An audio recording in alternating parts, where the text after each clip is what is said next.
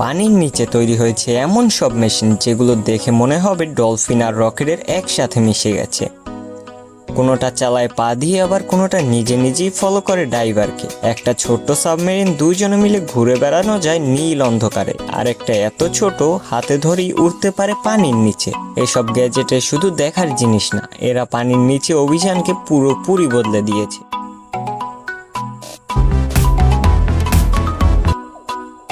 সাবরেচার x পানির উপরে 6 foot লাফিয়ে ওঠে, আবার ঠিক পরের সেকেন্ডেই গভীরে ডুব দিয়ে চলে যায় পানির নিচে।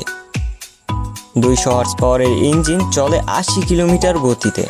30 মিনিট পর্যন্ত থাকতে পারে পানির নিচে।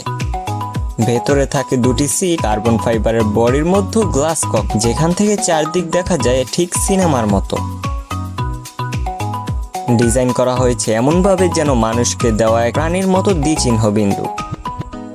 এটা কোনো খেলনা না, এটা সেই মেশিন যার মধ্যে অ্যাডভেঞ্চার, ইঞ্জিনিয়ারিং আর পরিকল্পনাকে একসাথে বাঁধা হয়েছে।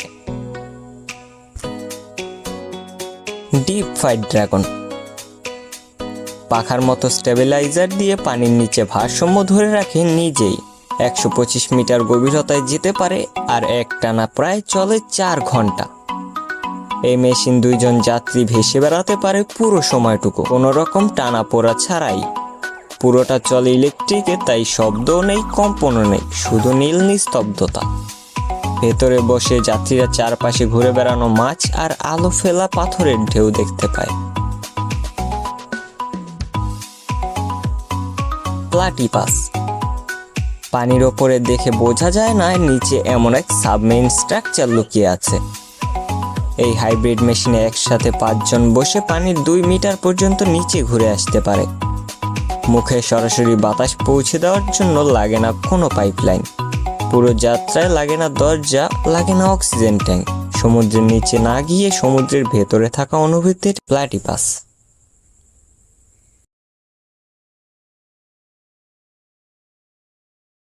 ইউ-বোট মাত্র 2.5 টন ওজনের এই সাবমেরিনটি 100 মিটার পর্যন্ত ডুব দিতে পারে। 2 জন যাত্রীকে নিয়ে 8 ঘন্টা পর্যন্ত পানির নিচে থাকতে পারে কোনো রকম বিরতি ছাড়াই। গোলাকার কাচের ভিতরে বসে থাকা চারপাশে দেখা যায় সমুদ্রের চলমান প্রহর। ভেতরে আছে কন্ট্রোল সিস্টেম আর এয়ার কন্ডিশনিং, আরামদায়ক জেট সিট। এটা কোনো বড় সাবমেরিন যন্ত্র না, বরং ব্যক্তিগত ভ্রমণের জন্য তৈরি। একটা সাবমেরিন যেখানে শব্দ নেই, শুধু তরঙ্গ আর আলো। ওশান পিলার জলতলের নিচে 25 মিটার পর্যন্ত ডাইভ করতে পারে আর চলে 20 কিলোমিটার প্রতি ঘন্টা গতিতে। একজন স্কুবা ডাইভার হাতে ধরে চালায়, কিন্তু তার সাথে আরেকজন নিয়েও ঘুরতে পারে। পুরো ঘন্টাখানেক চার্জে চলে আর সঙ্গে থাকে জিপিএস, এলইডি লাইট আর গোপ্রো মাউন্ট।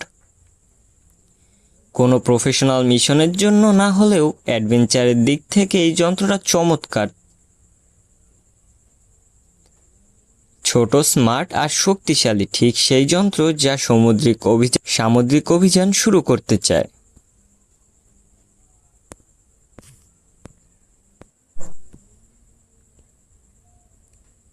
বাস সাবক্রুজ ছোট কিন্তু ভয়ঙ্কর গতিসম্পন্ন।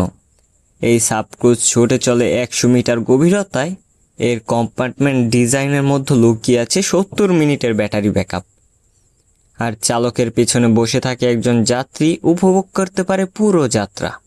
দেখতে যেন কোনো ভবিষ্যতের সামরিক যন্ত্র, কিন্তু এটা তৈরি করা হয়েছে অ্যাডভেঞ্চারের জন্য। পানির নিচে মৃদু শব্দ আর অন্ধকারে ভেদ করে এগিয়ে যায় ঠিক ছায়ার মতো।